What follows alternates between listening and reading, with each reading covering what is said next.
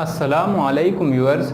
इस वीडियो में हम चैप्टर नंबर 7 और चैप्टर नंबर 8 के इम्पॉर्टेंट शॉर्ट और लॉन्ग क्वेश्चंस देखेंगे। Let's start.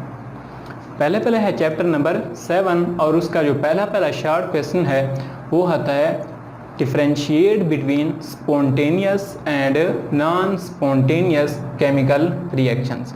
मतलब आपने क्या करना होता है, फ़र्क करना होता है स्पॉन्टेनियस और नॉन स्पॉन्टेनियस केमिकल रिएक्शन।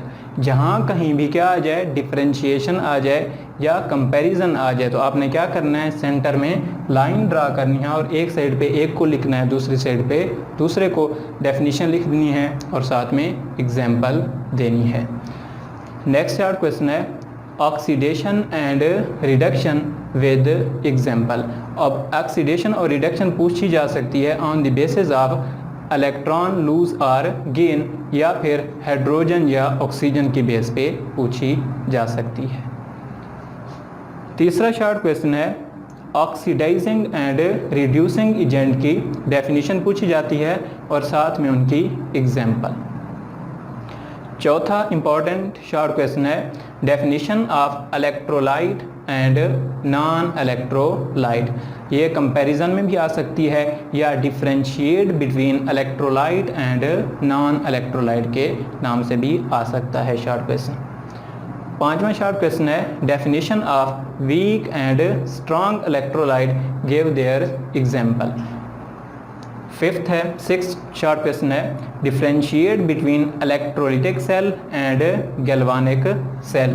बाज़ औक़ात ये लॉन्ग में भी आता है 3 नंबर का, कि यहाँ पे आपने क्या करना होता है, डिफरेंशिएट करना होता है इलेक्ट्रोलिटिक सेल और गैल्वानिक सेल के दरमियान। 7th शॉर्ट क्वेश्चन है डिफरेंस बिटवीन कुरैयन एंड रस्टिंग। कुरैयन और रस्टिंग में क्या करना होता है, फ़र्क करना होता है या आपने इसका कंपैरिजन लिखना होता है। लास्ट शॉर्ट क्वेश्चन है डेफिनेशन ऑफ गैल्वानाइजिंग, कि गैल्वानाइजिंग की आपने क्या करनी है, डेफिनेशन लिखनी है।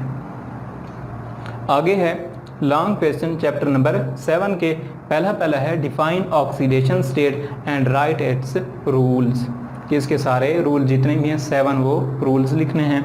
आगे है electrolysis of water.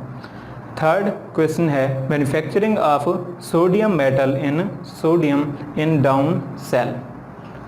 Fourth important long question है मैन्युफैक्चरिंग ऑफ कास्टिक सोडा या sodium hydroxide in Nelson cell.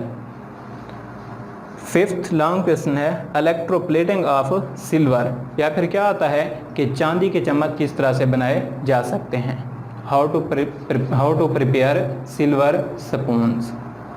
Next है electrolytic refining of copper. Copper को किस तरह से 100% प्योर किया जा सकता है।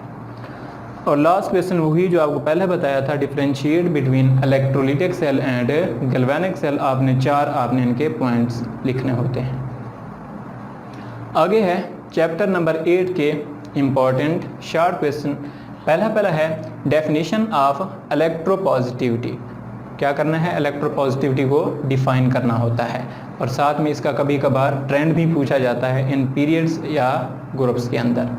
नेक्स्ट है why second ionisation energy of magnesium is higher than first ionisation energy of magnesium. ये भी 2 नंबर का शॉर्ट क्वेश्चन होता है। अक्सर आप कोई भी प्रीवियस पेपर उठाकर देख लें, फर्स्ट टाइम या सेकंड टाइम उनमें ये होता है। नेक्स्ट है uses of sodium, magnesium and calcium में से कोई एक आता है, फर्स्ट टाइम में भी और सेकंड टाइम में भी।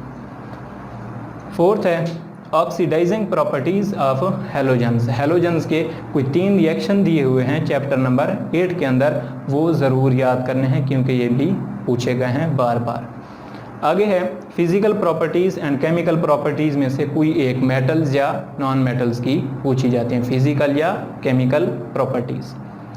आगे चैप्टर नंबर 8 के लॉन्ग क्वेश्चन में से है पहला define electropositivity and right it's trend in periodic table. मतलब ग्रुप और पीरियड के अंदर इसका क्या लिखना है, ट्रेंड लिखना है। नेक्स्ट है significance of non metals, chapter number 8 का जो लास्ट टॉपिक है वो है सिग्निफिकेंस ऑफ नॉन मेटल्स। ये वेरी वेरी इंपॉर्टेंट है। आगे है important chemical reactions of halogens. Halogens के केमिकल रिएक्शन लिखने होते हैं, कभी वाटर के साथ, कभी हाइड्रोजन के साथ, कभी सोडियम हाइड्रोक्साइड के साथ। इन तमाम के साथ आपने एक्सरसाइज में मौजूद तमाम शॉर्ट क्वेश्चन को भी प्रिपेयर्ड करना होता है, क्योंकि फर्स्ट टाइम का पेपर अगर थ्योरी में से बन रहा है, चैप्टर के अंदर से बन रहा है, तो सेकंड टाइम का पेपर जो होता है वो लाजिम व मलजूम बात है, वो कहाँ से बनेगा, एक्सरसाइज के शॉर्ट क्वेश्चन में से बनेगा। तो इसलिए आपको दोनों से याद करना है। Thanks for watching.